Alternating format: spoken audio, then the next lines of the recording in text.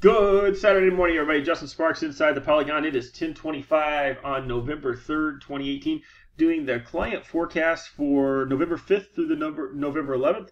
And we've got a lot of stuff to talk about. It's going to be a fairly turbulent week. And so let's just get started. Right now, 39 degrees inside the Polygon here in northwest Boone County.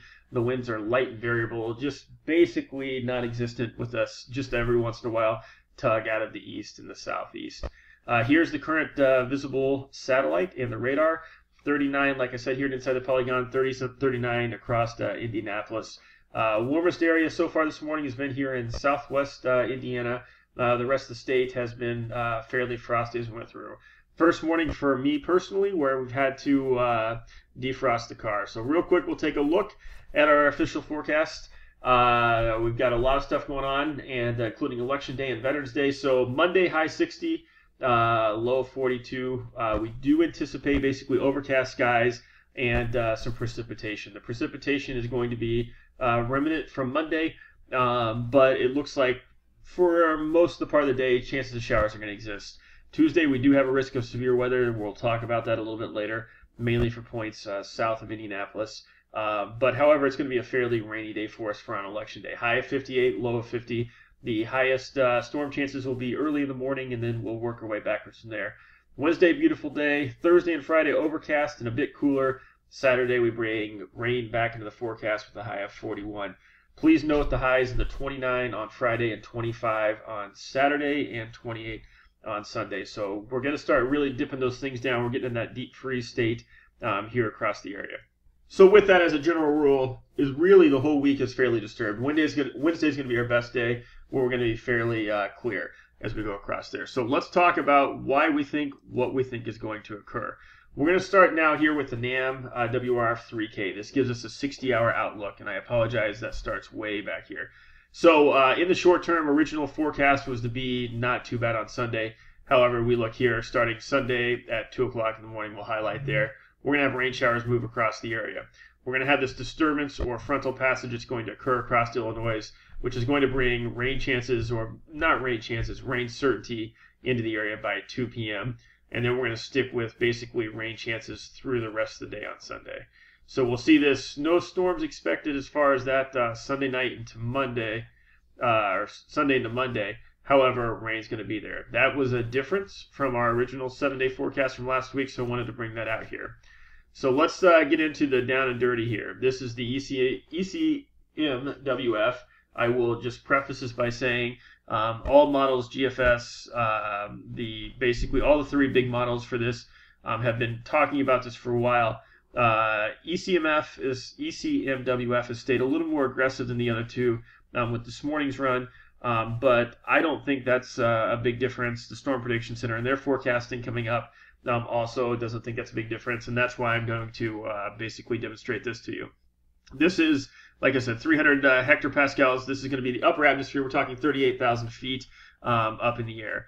So we're going to see some very interesting stuff going on. This is Sunday. This is the upper jet stream that's going to go down here. We're going to see this really sharp tilt. Anytime we have a sharp tilt, we have to start being concerned with precipitation on the other side.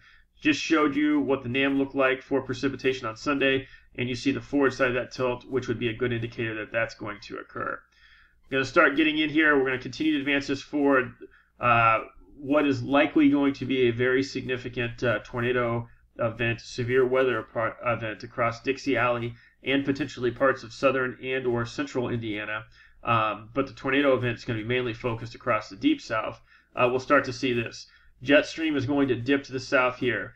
This is going to actually kick back north very shortly after this, and we're going to start to see what we call basically a genesis of a low. And we're going to see right in this area. So this is going to put us overnight, late Monday into Tuesday. We're going to see this basically divergence where the jet stream is going to tilt forward, and then anytime that happens, you can expect something gnarly is going to occur out here. And that is definitely going to be the case. We're going to see this very sharp, pronounced thing. This is going to be the early morning hours of Tuesday. We're going to look a little bit later, but you're actually going to see in there that it looks like it's going to be a fairly significant event. This will also bring rain for us in there. Jet stream is going to settle up to the north through Thursday, and then we'll start to see, again, a negative tilt, and then we're going to start to see where we're up here on the leading edge or the forward edge of that tilt, and that's going to bring disturbed weather back into the pattern for us. Pretty significant jet stream there for us. So with that, we'll flip that over here, and this is going to be, so what we're looking at is upper air in the last image. This is the same model, but this time we're going to look at precipitation, precipitation type, and identifying where those pressure systems are. We'll just say, for purposes of here, relatively high pressure, 1,020 millibars of pressure for us right now, which is relatively high. And then we'll start to see some of these disturbances kick in. This is going to be Monday and to Tuesday. We'll see, Monday, a low pressure system is going to traverse off to the north. We'll go forward to Tuesday, a much bigger low pressure system. I think furthering identifying that severe weather threat, you'll see kind of intensity here. This does not pick up thunderstorms, intensity of rain. You'll see that really strong tick here, and as that kind of progresses off there, it's going to mainly stay south of us, but as this low pressure system tracks off to the northeast, you'll see this fill in for rain for us here for Tuesday. So we've seen that the front has produced, it's come up here, severe weather threats already occurred or is in the dying portions of it, and heavy rain for parts of Indiana, and we stay with that as the low tracks off to the north. Fast forward through here in time, not much more in time, but this one, I think, for all of us in Indiana, when we start to see when's that first snowfall going to occur, this is the thing we need to look at. Now we're into Friday. We have another disturbance that's going to be occurring off here, and perfect time for my computer to take a glitch. But you actually see rain. There's going to be a low pressure system here. Snow coming off the backside of that in an area of freezing precipitation. This, over the last couple of days, this is showing snow across central Illinois and parts of central Indiana. This morning's, or the current run, does not show that. At this point, that's an anomaly. We'll have to wait further. So there is going to be an opportunity for us Friday into Saturday to potentially see some snowflakes, but we'll monitor that as we go forward in time.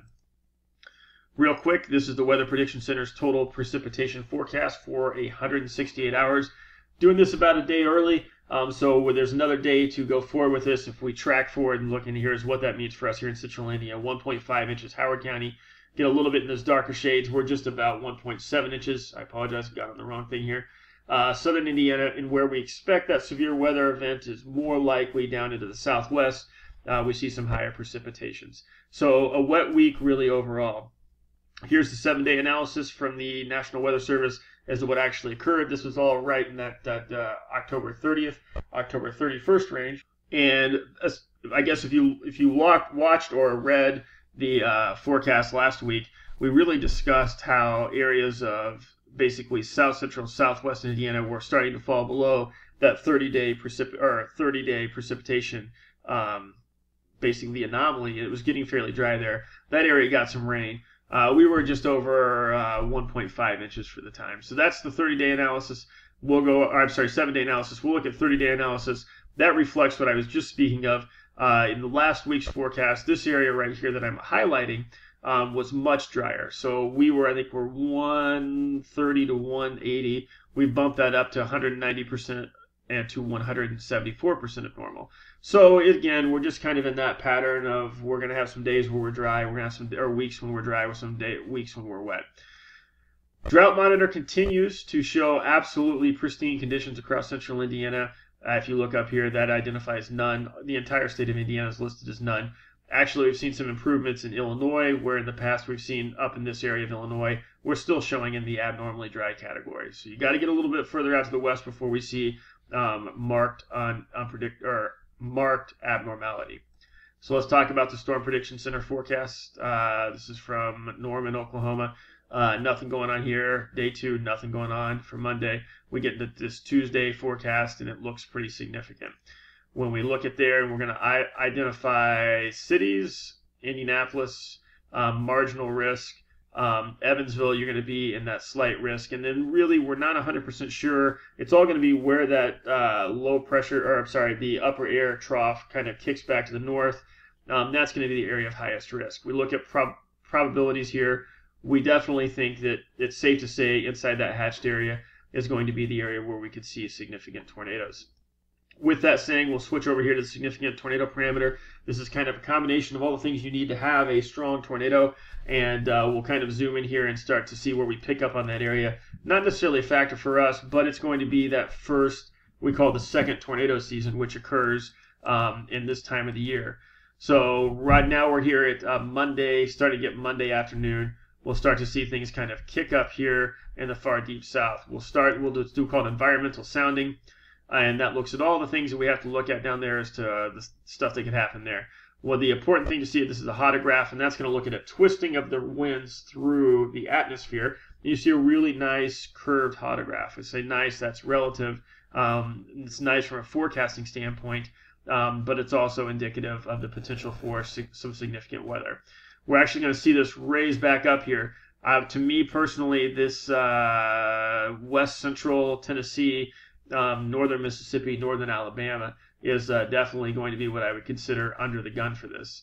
And we'll do another sounding here. This is putting us into the morning hours of Tuesday, and this sounding is going to be a little more meaty for us, just based off what we're seeing here. This is a hazard type, particularly dangerous situation, tornado risk. You see, again, a very broad hodograph. We look at this stuff here as far as how this goes. They're very close together. There's nothing that's going to limit. There is no cap. Everything environmentally is very sound for that. The other thing I want to point out here is the speeds of the storm. We're looking at storm motion vectors. So storm is going to be 249, basically out of the southwest, moving at 52 miles an hour. With the potential effective layer STP, this kind of gives an idea of what level of tornado would occur if it would occur. In this situation, we're looking at some pretty high-end tornadoes. So the tornado risk is going to be very real for our friends in Tennessee, northern Mississippi, and northern Alabama Monday night and Tuesday morning. So overall, nothing terrible on the weather side for us as far as severe weather. Keep thunderstorms in the forecast for Tuesday. We're not really sure how this is going to play out as far as the line of storms that move through for Election Day. And then Wednesday, like I said, the nice day. So please keep your eyes and ears open. If weather watches would become necessary on Tuesday, please have a way to get those. We appreciate your business, and we look forward to talking to you soon. Thank you so much. We'll see you.